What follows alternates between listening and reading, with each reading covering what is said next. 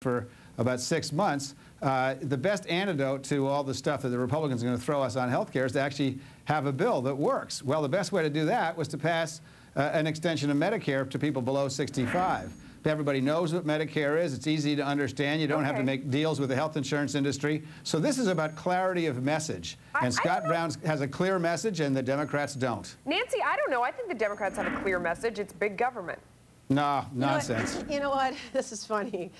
Larry, I got to say, you'd be the patient who complains about the hospital bills after an emergency physician gives you open heart surgery and saves your life. Because that, I think that it's clarity, and my good friend Governor Dean knows this clarity of message. It's also clarity of contrast, Governor, because what is missing in this is that the president had to take over the worst possible situation, walking into a collapse of the housing industry, the banking industry. We're talking about healthcare. And healthcare, and even with healthcare. 2 years after the implementation of the bill in Massachusetts, 69% of residents favored it, 77% of doctors favored it. So they like the health care that they pioneered. So it's really not I think the larger concern is about spending, Melissa. And to answer, just let me on the spending thing, it was President Bush who doubled the national debt, who was handed a surplus and turned it into a 1.3 deficit. And now, when the president had to go in and spend for fiscal stimulus just to save the economy, they are able to say it's Obama's fault. Yeah, but look, it does, though. I don't agree with Melissa on this, Howard. Look, the backlash is coming.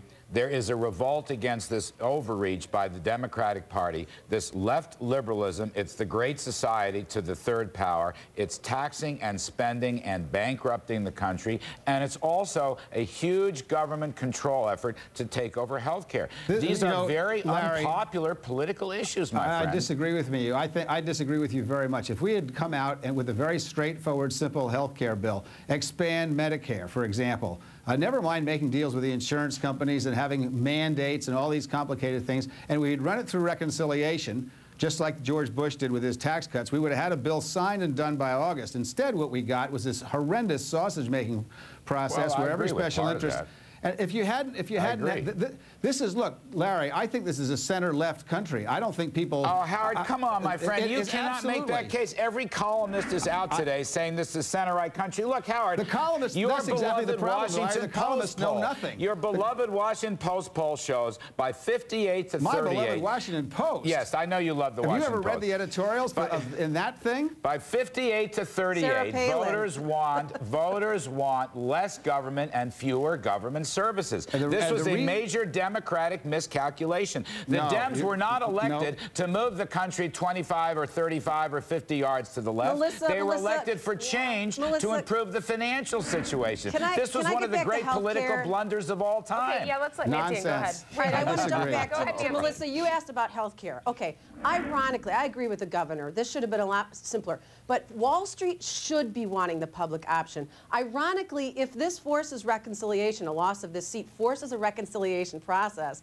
then you might have the public option. And the reason why Wall Street should want it is because when you're competing with an entity that doesn't have a profit motive and has lower administrative costs, that's going to rein in all health care costs, which will then rein in all budget spending and deficit spending. Wall Street should be demanding a public option. I'm not sure that was even Howard's point. I mean, Howard was saying that we could have come in with something very simple to get it done. I'm not sure that's possible. I mean, wouldn't we have done that with the tax code if that was possible?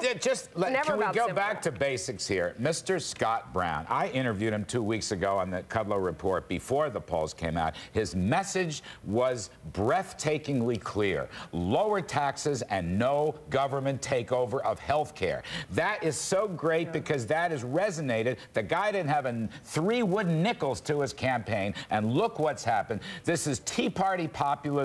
This is free market populism, and there's a tidal wave coming, and I don't think either of you have a surfboard to understand how to ride this tidal wave. Who wants to go back to Bush? That's the question. When you vote today in Massachusetts, do you want to go back to Bush? That's not resonating. George W. Bush, bless his heart, is not on the ballot. This is not about George W. Bush. That's been a losing strategy against Scott Brown to say that he's just going back to... That is her problem. That is Martha Coakley's problem. She actually bought into that piece of little political nonsense. We gotta go. Thanks to both of you. Nancy Skinner, thank you, my my friend Howard Dean, as always, great to see you. Up next, Google's censorship dispute with China heads into